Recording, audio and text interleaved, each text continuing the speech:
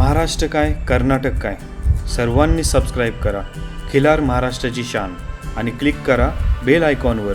Enjoy. नमस्कार मंडळी, आज आपण खिलार महाराष्ट्राची शान चॅनलची टीम काळूराम बबन लंगोटे राहणार वापगाव तालुका खेड जिल्हा पुणे यांच्या दावणीला आलेलो आहोत. यांच्या मुलाखतीचा आजचा हा पहिला भाग पाहतोय. पहिल्या भागामध्ये आपण त्यांच्या दावणीला असलेल्या वळू बैलाची, खास करून हा जवळपास आय थिंक अंदाजे वर्ष होऊन गेलेला असेल, या नवीन वळू बैलाची माहिती घेऊया.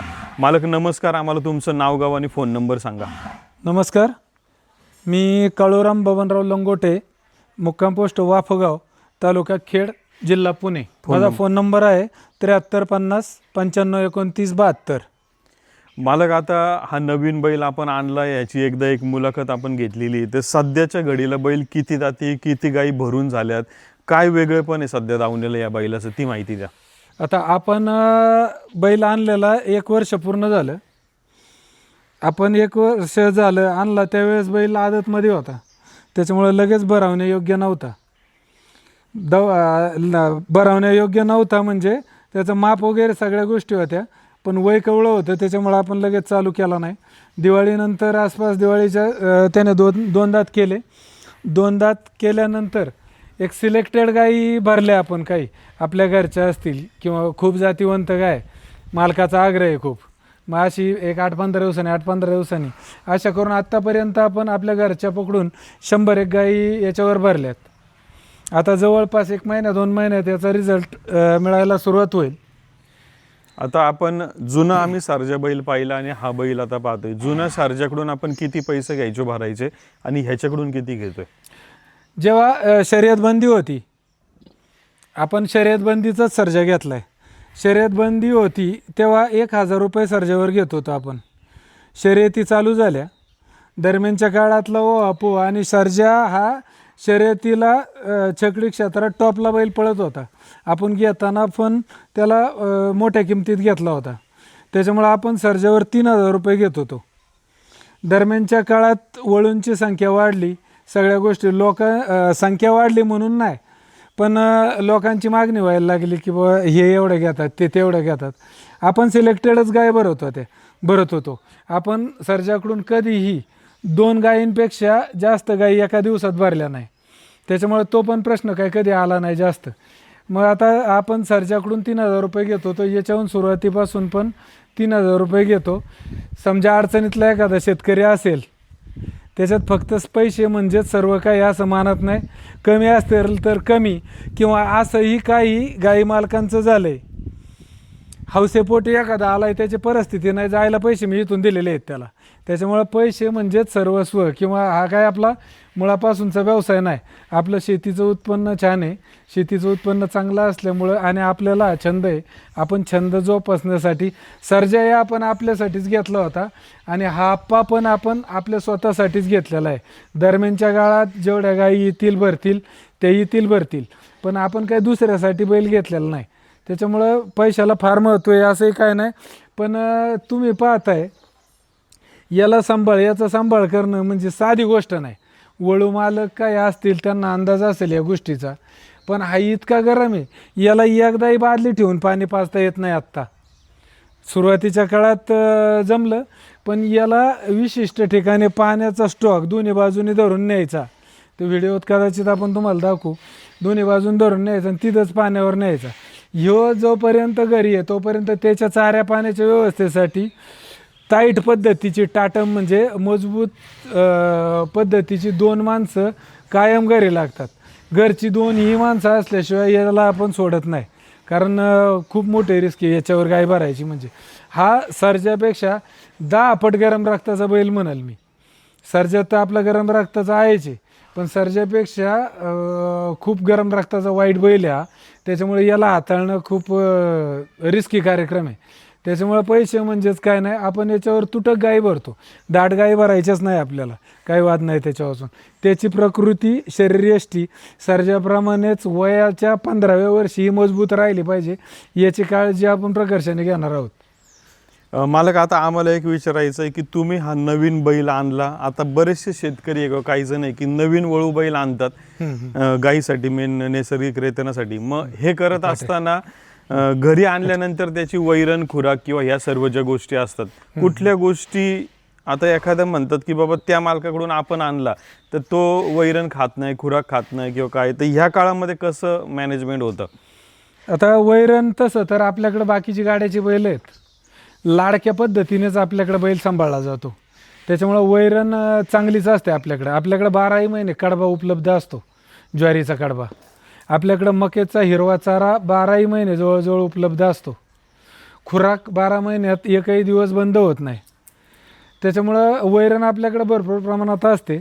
आणि नवीन बैल घेतल्यानंतर एक 4-8 दिवस बैलांनी खाल्लं नाही खाल्लं, खुराक खातो नाही खातो, हे प्रकार असतातच. पण आपल्या लहानपणापासून या गोष्टींची आपल्याला सवय. मग तो कसं बांधल्यानंतर खाईल, कुठं बांधल्यानंतर पाणी पिईल, ह्या सगळ्या गोष्टी आपल्याला जाणीवपूर्वक माहिती आहेत. त्याच्यामुळं बैलात बैल बांधला ना, किती नवखा बैल असू द्या, त्याला खायला अडचण येत नाही. तो खातोय म्हणून हा खातोय आणि हा खातोय म्हणून तो खातोय, अशीच भूमिका असते.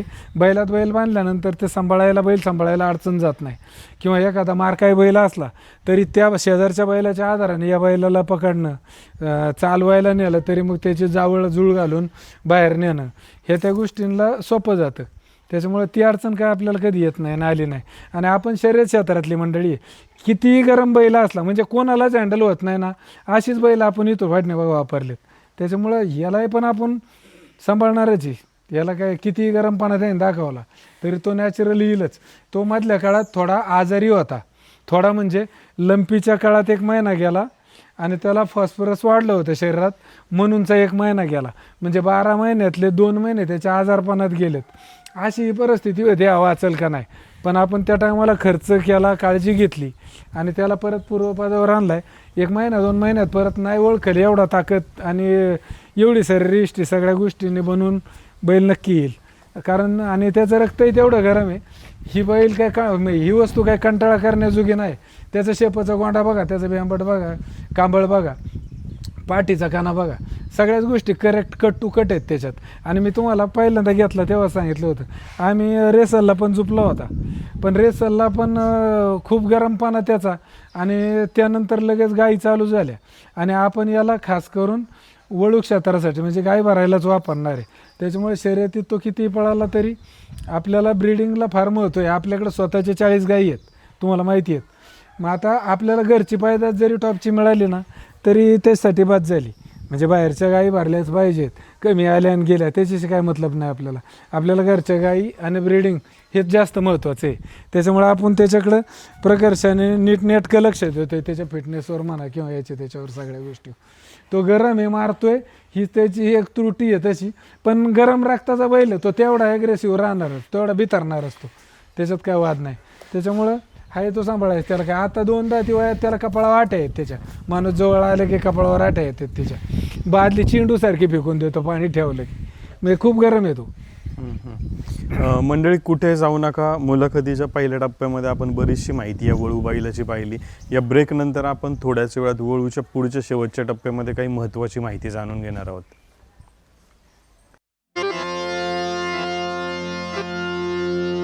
अरे हे डौल शिवाराचं सोनं. मालक, आता आम्ही पहिल्या टप्प्यामध्ये बरीचशी माहिती पाहिली. थोडंसं आम्हाला हे जाणून घ्यायचं आहे, आता नाकात जी येसन आपण सध्या लावली त्याला पहिलं आम्ही का पाहायचो की येसनीला फक्त ती दोरी असायची तुमची, पण आता त्याला एक पाईप पण बघतो. काय फायदा होतो या गोष्टीचा, म्हणजे काय वेगळे पण आहे त्याचं? हा, तसं तर तो पाईप टाकलाय आपण, पण तो पाईप आपण काढणार आहे. कारण तो पाईप एवढ्यासाठी असतोय, नाक चिरत नाही. नाकाला एखादा बैल कवळा असेल म्हणजे इकडं तिकडं ओढतो, असं अंग चोरून उभा राहतो, नाकात कवळा असतं ना, तर तो बैल त्या बैलासाठी ही बेस्ट गोष्ट आहे. त्याच्यावर कवर असतो, ते रुतत नाही अजिबात. पण याला हँडल करायला त्या कवरवर तो होत नाही, त्यांनी तो कंट्रोल नाही होत. असा जर बिथरला ना, पुढच्या गाड्यावर मागच्या गाड्याला ओढून द्यावं, पुढं पडतोय तो. त्याच्यामुळे तो कवर काढणार आहे. सध्यापुरता आहे तो, पण तो आपल्याला काढायचा आहे. तो आपल्या ह्या बैलासाठी गरजेचा नाही, बाकीच्या वासरांना आहे तो, पण हा कवर आपण काढून ठेवणार आहे. ज्याचा बैल कवळा आहे ना नाकात, त्याच्यासाठी तो बेस्ट पर्याय आहे, तो असला पाहिजे. आता मोरकी पण आम्ही जी बघतोय, तर मोरकी आम्ही बऱ्याचदा काय बघितलंय की दोरीची असती मोरकी, पण आता ही काय म्हणू, ही चांबड्याची वादी का काय? हो, वादीची मोरखी. दोरीचा असणं आणि चांबड्याची असणं काय फरक आहे, काय फायदा तोटा आहे? चांबड्याची मोरखी रुतत नाही, ही झाली पहिली गोष्ट. आणि दोरीपेक्षा भक्कम असते ती, शक्यतो ती तुटतच नाही, म्हणजे धोका देत नाही कधी. आणि स्किनला प्रॉब्लेम येत नाही त्याने, ती मऊ असल्यामुळं. बैलाच्या स्किनला कातडी जाणं, ती आपलं रशीचं आहे समजा, असं समजा आपण दोरीची मोरखी आहे, ती धुतल्यानंतर आपण सुतीच मोरखी वापरतो ना, बैलाला नायलॉन नाही वापरत. मग सुती मोरखी आटरते, अशी कडक होतं सूत, मग ते केस जातात त्याच्या नाकावरचे म्हणा, खालून वाटाळीवरचे म्हणा. तसं चांबड्याच्या मोरखीने होत नाही कधी. आता बघा इथे पण तुम्हाला लक्षात येईल कदाचित, एवढंही मोरखी आहे घट्ट, तरी कुठेही केस सुद्धा वाकडा झालेला नाही त्याच्या नाकाचा. म्हणून चांबड्याची मोरखी वापरणं बेस्ट आहे एकदम. मला आता बरीचशी माहिती घेतली, म्हणजे आज या मुलाखतीच्या माध्यमातून एक जातीवंत वळू बैल आपल्याला पाहायला मिळाला. आणि सर्वात महत्त्वाचं म्हणजे वळू बैल सांभाळणं ही सोपी गोष्ट नाही आहे. मॅनपॉवर किती लागते, काय लागते, आणि एखादा ॲग्रेसिव्ह बैल असेल तर ते का महत्त्वाचं आहे मॅनपॉवर असणं, हे पण मालकांनी सांगितलं. आता मालकांनी जवळपास 101 गायी जेवढ्या काय भरलेल्या आहेत, आता त्या सर्व गायींची माहिती, आता ह्या वळू बैल त्यांनी नवीन खरेदी केला, याचा बाप पण आपण पाहिलेला आहे, काली नाव आहे या बैलाच्या बापाचं. आणि जेवढं देखणे पण बापाचं आहे तेवढंच देखणे पण या मुलाचं आहे. याच्या बहिणी किंवा इतर शेतकऱ्यांकडे असलेलं माहिती घेतली, तर या सगळ्यांची माहिती कायम आपल्या सगळ्यांच्या समोर असावी, याच्यासाठी आपण मायक्रोचिप बसवतो. या वळू बैलाला मायक्रोचिप बसवली जाणार आहे. हा कानाचा जो भाग आहे, या कानाच्या भागामधला जो मसल आहे, या मसल्समध्ये ती मायक्रोचिप बसवली जाईल. ती तांदळाच्या दाण्याच्या साईजची असणार आहे, जेणेकरून या बैलापासून किती गायी भरल्या गेल्या त्या गायींना मायक्रोचिप असेल, त्याचबरोबर होणारी पैदाशीला मायक्रोचिप असेल. आज तुम्ही एक गोष्ट नक्कीच जाणून घेता की एखाद्या गोष्टीचं कागदोपत्री महत्त्व हे नक्कीच बिना कागदोपत्री असलेल्या एखाद्या गोष्टीचं पेक्षाही जास्तच असतं. तर त्याच दृष्टीने हे सर्वात महत्त्वाचं आहे. मायक्रोचिप पुढील भविष्यकाळामध्ये शेतकऱ्याला आर्थिकदृष्ट्या किंवा त्यांनी आजपर्यंत केलेले कष्ट, मेहनत यासाठी ते कायम त्याच्या फायदेशीर राहणार आहे. मायक्रोचिप नक्की बसवा. मालक, एकदा तुमचं नाव, गाव, फोन नंबर आम्हाला आणि बैल भरण्याचे किती पैसे आणि किती दाती बैल आहेत ते सांगा. मी श्री काळूराम बबनराव लंगोटे, मुक्काम पोस्ट वाफगाव, तालुका खेड, जिल्हा पुणे. माझा फोन नंबर आहे 73 50 95 29 72. आपण गाई भरायला 3000 रुपये घेतो. गाई दिवसातून 2 गायींपेक्षा जास्त गाई याच्यावर सुद्धा भरणार नाहीत, भरत नाहीत. याचं कारणच हे आहे, आऱ्यात असेल तर पोऱ्यात येईल. आपण पाहिलेले आहेत व्हिडिओ, कोणी 10 भरते, कोण 15 भरते, कोणी 20 भरवते, आपल्याला त्याच्याशी काय मतलब नाही. पण जी गाय भरली ती गाब गेली पाहिजे. कारण आपल्याकडे 100 200 250 किलोमीटरहून लोक आलेली आहेत सर्जावर आपण गाय भरले तेव्हा. याच्यावर पण लांबून लोक आलेली आहेत, 100-150 किलोमीटरहून याच्याकडून पण गाय भरून गेलेली आहे आत्तापर्यंत. मग तुम्ही सांगा, सकाळी गाय भरून जर गेली तर दिवसभराच्या त्याच्या शरीर प्रकृतीतून त्याच्याकडे जे उपलब्ध होणार आहे त्या गोष्टींना काही कालावधीची गरज आहे. असं नाही म्हणायचं की ही लगेच भरली ती सोडली लगेच दुसरी भरली, कुणाला काहीही करू द्या, पण आपण सकाळी भरली, गरज असेल तर संध्याकाळी भरायची, नाही तर दुसऱ्या दिवशी बघू असंच ठरवायचं. जास्त गडबड करायची कारण नाही. आणि दुसरी गोष्ट म्हणजे लिमिटेड गाया भरल्या तर बैलाच्या शरीराची फिटनेस पण टिकून राहते. बैल टिकून राहणं सुद्धा गरजेचं आहे, कारण या मापाचा, या किमतीचा, या फिटनेसचा बैल सहजासहजी मिळत नाही. आपण सर्जानंतर 4 वर्ष म्हणत होतो बैल घ्यायचा आहे, बैल घ्यायचा आहे, पण शोधत होते तुम्ही पण, मी शोधत होतो, पण आपल्याला या क्वालिटीचा बैल मिळत नव्हता. उपकार त्या मित्राचे म्हणू आपण, गरांडे साहेबांचे आपले मित्र आहेत ते, समजा दत्ता गरांडे, त्यांनी आपल्याला एका शब्दावर बैल दिला. जपू, ते पण अपडेटमध्ये असतात, महिन्या 15 दिवसात त्यांचा पण फोन असतो, काय परिस्थिती बैलाची, काय कंडिशन आहे, कसं काय चाललं आहे. मला ते शिंगांबद्दल नेहमी बोलत असतात की बाबा बैलाची शिंगा अजून 4-4 बोटं वाढली असती. मलाही जाणीव आहे त्या गोष्टीची. जेवढे वळू क्षेत्रात आपण पाहतोय शिंगाला, आता याचं वय मापातच आहे. आता 2 दातातून तो तिसऱ्या म्हणजे 4 दात व्हायला पदार्पण करतोय. आता 3राच दात पाडलाय आत्ता फक्त त्याने. याच्या वयाला ही शिंगा जरी शोभून दिसत असली तरी 4-4 बोटं याची लांब अजून शिंगा नक्की असती. पण हा असाला कुठंही बांधला तर समजा आपण म्हणू दावणी नाही बांधायचा, दावण पुढं नसली पाहिजे सिमेंटची, पण हा मातीत गुडघे इतकं गटार मारतोय. कुठेही बांधला तरी ते शिंगावा अटॅक असतोय त्याचा नेहमीच. आपण जेवढा दम देईन तेवढा तो दावणीवर झुंबून राहतोय. त्याच्यामुळे त्याची शिंगं कमी झाली. पण शिंगं समजा आपण राखायची तरी प्रयत्न करतो याचे, शिंगं कमी नाही होऊन देत. पण ह्या गोष्टींना तितकंच महत्त्व आहे की शरीराची फिटनेस या त्या गोष्टी सगळ्यात जपल्या पाहिजे. वळू मालकाने लिमिटेड गाया भरल्या पाहिजे. पैसे म्हणजे सर्वस्व नाही, त्याच्यात नावसुद्धा खूप मोठं असतं.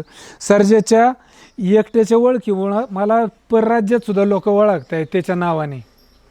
मग तसंच आपल्याला वस्तू पैदा करायची, तयार करायची, याच्याकडे आपलं विशेष करून लक्ष आहे. मालक खूप खूप धन्यवाद. तर मंडळी अधिक माहिती पाहत राहूया खिलार महाराष्ट्राची शान चॅनल. लाईक शेअर सबस्क्राईब करा. आणि उद्याच्या भागामध्ये वासरांच्या संदर्भातली शर्यत क्षेत्रातली एक खास माहिती आपण पाहतोय, ती देखील पाहायला विसरू नका मंडळी. खिल्लार महाराष्ट्राची शान, खिल्लार महाराष्ट्राची शान.